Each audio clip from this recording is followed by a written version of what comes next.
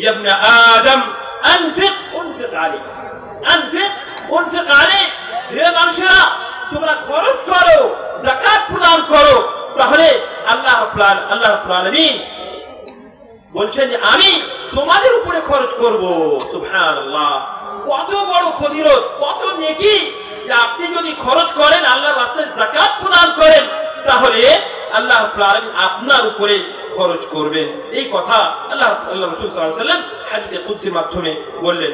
সম্মানিত উপস্থিতি, এবার যদি কেউ যাকাত না প্রদান করে তাহলে কি হবে? যাকাত যদি না দেয় তাহলে অনেকগুলো ক্ষতির মধ্যে আপনি পড়ে যাবেন। তার মধ্যে একটা হচ্ছে নবী সাল্লাল্লাহু আলাইহি ওয়াসাল্লামের হাদিস, আয়েশা রাদিয়াল্লাহু তাআলা আনহা বলেন, মা খালাতাতিস যাকাতু মালান কাত ইল্লা আহলাকাতহু।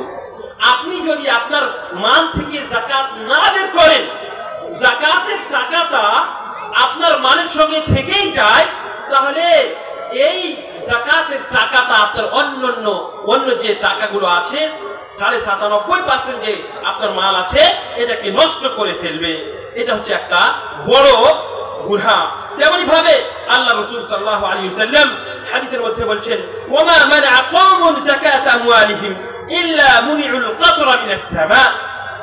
যদি কোন মানুষ, কোন জাতি, কোন সম্প্রদায়, কেউ কোন ধনী মানুষ যদি যাকাত প্রদান না করে, তাহলে আল্লাহ রাব্বুল আলামিন আসমান থেকে পানিকে বন্ধ করে দেবেন। তেমনি ভাবে আল্লাহ রাব্বুল আলামিন কোরআনে কারীমের মধ্যে বলছেন, والذين يكنزون الذهب والفضة ولا ينفقونها في سبيل الله فبشرهم بعذاب أليم يوم يحمى عليها في نار جهنم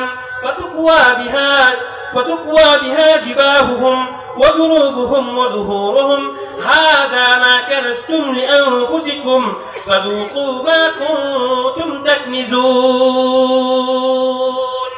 আল্লাহ রাব্বুল বলছেন, যারা সোনা চাঁদি কে জমা করে রাখে এবং আল্লাহর রাস্তায় খরচ করে না, তাদেরকে আপনি অত্যন্ত ভয়াবহ আযাবের সংবাদ দিয়ে দেন। যারা যাকাত প্রদান করবে না, টাকা পয়সাকে জমা করে রাখবে, তার হক আদায় করবে না, আল্লাহ রাব্বুল আলামিন বলছেন, হে নবী আপনি এদেরকে জাহান্নাম অত্যন্ত ভয়াবহ আযাবের সংবাদ প্রদান করে দেন। ইয়াউমা ইউহমা আলাইহা ফি নারি জাহান্নাম ফাতুকওয়া বিহা জিবাহুহুম ওয়া জুনুবুহুম ওয়া যুহুরুহুম।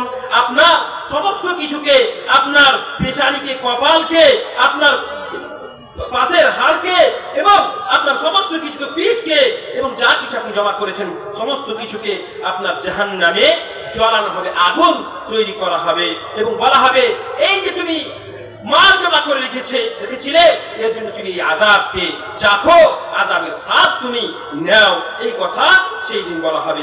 এছাড়া অনেকগুলো হাদিস আছে, আমি সেই দিকে যাচ্ছি না। সম্মানিত উপস্থিতি, এই যে যাকাত কখন আপনি প্রদান করবেন, যাকাত কখন প্রদান করবেন, এই সম্পর্কে বলা হয়েছে হাউল আলাল হাউল, নিসাব ইয়াবলুগুন নিসাব, মানে কত টাকা হলে আপনি যাকাত দিবেন এবং কখন যাকাত দিবেন। তো বলা হয়েছে এই সম্পর্কে যে 85 গ্রাম সোনা, 85 গ্রাম সোনা হচ্ছে যাকাতের নিসাব। মানে আপনার কাছে যদি 85 গ্রাম সোনা অথবা 85 গ্রাম সোনার দাম যেটা আছে এত টাকা যদি আপনার কাছে থাকে, তাহলে আপনাকে 2.5%, মানে 1 লক্ষ টাকা থাকলে 2,500 টাকা, 1 লক্ষ টাকা থেকে 2,500 টাকা আপনাকে যাকাত প্রদান করতে হবে। তাহলে 85 গ্রাম সোনা এর দাম আপাতত আজকের যেটা বাজার, আজকে এই যে বৃহস্পতিবার, আজকের বাজার রেট হিসাবে 7,73,245 টাকা। ভালো করে শুনেন, সোনার নিসাবের অনুযায়ী কোন মানুষের কাছে যদি 7,73,245 টাকা থাকে বা তার থেকে বেশি থাকে, তাহলে সম্পূর্ণ টাকা তাকে 2.5% যাকাত বের করতে হবে। এটা হচ্ছে সোনার নিসাব। সোনা আছে অথবা এত পরিমাণ টাকা আছে। দ্বিতীয় হচ্ছে কি? দ্বিতীয় হচ্ছে চাঁদি। সোনা এবং চাঁদি দুটোই হচ্ছে আমাদের কাছে না মাপ। তো চাঁদির সম্পর্কে বলা হয়েছে যে 895 গ্রাম, 895 গ্রাম চাঁদি যদি কোনো মানুষের 595 গ্রাম চাঁদি যদি কাউরি কাছে থাকে, 595 গ্রাম কাউরি কাছে যদি থাকে, অথবা এর সমান টাকা যদি কাউরি কাছে থাকে, 1 গ্রাম চাঁদির দাম আজকের রেটে প্রায় 98 টাকা। 98 কে আপনি 595 গ্রাম দিয়ে গুণ করবেন, তারপরে দেখবেন হয়তো 60,000 টাকার মতো কাছাকাছি আসবে। এত টাকা যদি কাউরি কাছে থাকে তাহলে তার 60,000 টাকা অথবা যতটা হবে দেখে নেবেন আপনারা, ওটা আমার কাছে হিসাবটা ভুল আছে এখন। তো এই টাকা যদি থাকে তাহলে 2.5% টাকা আপনাকে দিতে হবে। এবার আপনি সোনার নিসাব ধরবেন না চাঁদির নিসাব ধরবেন, কোনটা ধরে আপনি যাকাত বের করবেন? তো দেখেন এই সম্পর্কে ওলামায়ে কেরামেরা যেটা বলেছেন যে যেই এলাকাতে ধনীদের সংখ্যা বেশি আছে, যেই এলাকাতে ধনীদের সংখ্যা বেশি আছে, যেমন মনে করেন যে আপনি কেরালার দিকে চলে যান, বোম্বের দিকে চলে যান, ওখানে ধনীদের সংখ্যা অনেক বেশি। সৌদি আরবের দিকে চলে যান, ওখানে ধনীদের সংখ্যা বেশি। আপনি গালফ কান্ট্রিতে চলে যান, ধনীদের সংখ্যা বেশি। তো তারা করবে কি, এই সোনার নিসাব অনুযায়ী যাকাত বের করবে। যেখানে ধনীদের সংখ্যা বেশি সেখানে সোনার নিসাব ধরে তারা যাকাত বের করবে। এবং যেখানে দরিদ্রতার সংখ্যা বেশি, যেমন আমাদের পশ্চিম বাংলার মাটি মনে করেন, বিহার আছে, এই সমস্ত রাজ্যে আমাদের ভারতবর্ষে বিভিন্ন জায়গাতে যেখানে দরিদ্রদের সংখ্যা বেশি আছে তাদের জন্য, এবং তারা যাকাতের নিসাব তাদের জন্য হচ্ছে এই চাঁদির নিসাব। চাঁদির নিসাব যেটা আছে সেটা হচ্ছে তাদের যাকাতের নিসাব। এবং এই যে টাকাটা আছে এটা যদি এক নম্বর হচ্ছে নিসাবে পৌঁছে যাওয়া, 595 সমান 58,310 টাকা, আজকের রেটে 58,310 টাকা। ভালো করে শুনে, চাঁদির রেট হিসাবে আজকের নিসাব হচ্ছে 58,310 টাকা। যদি কোনো মানুষের কাছে 58,310 টাকা থাকে আজকের রেটে, আর 1 বছর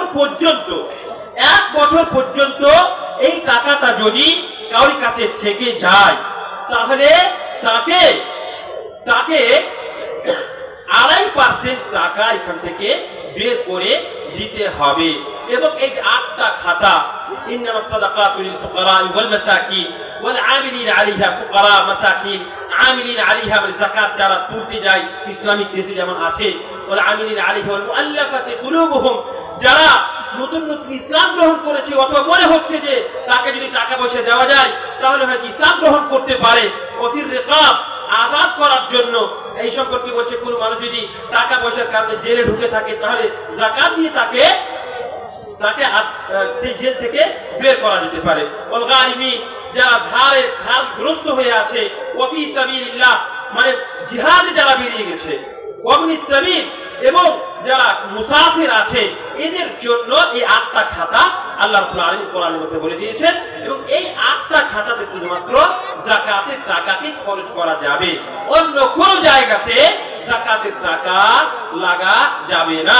আর একটা কথা মনে রাখবেন, যেটা বলেছিলাম যে যাকাতুল ফিতরটা হচ্ছে আলাদা জিনিস এবং যাকাত সাধারণ যাকাত এটা হচ্ছে আলাদা জিনিস।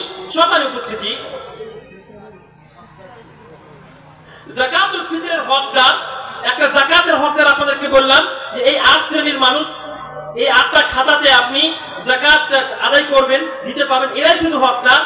আর যাকাতুল ফিতর সম্পর্কে রাসূলুল্লাহ সাল্লাল্লাহু আলাইহি ওয়াসাল্লাম হাদিসের মধ্যে স্পষ্ট করে বলে দিয়েছেন যে তুহরাতাল লিসাইম ওয়া তু'মাতাল লিল মাসাকিন, তুহরাতাল লিসাইম ওয়া তু'মাতাল লিল মাসাকিন মানে রোজা রেখে রোজদার যদি কোনো রোজার মাধ্যমে মানে রোজা রাখা অবস্থায় কোনো ভুল ত্রুটি করে দিয়ে থাকে, যেমন মনে করেন হয়তো ভুলে পানি খেয়ে নিয়েছে অথবা ভুলে কিছু খেয়ে নিয়েছে অথবা কাউকে গালিগুলোজ করেছে অথবা রোজা রাখা অবস্থায় কোনো গুনার কাজ হয়ে গেছে ওর দ্বারাই, তো এই যে গুনার কাজটা হয়ে গেছে এই গুনাহ থেকে রোজদার নিজেকে পবিত্র করবে। এই যাকাতুল ফিতরের মাধ্যমে রোজাদার নিজেকে পবিত্র করতে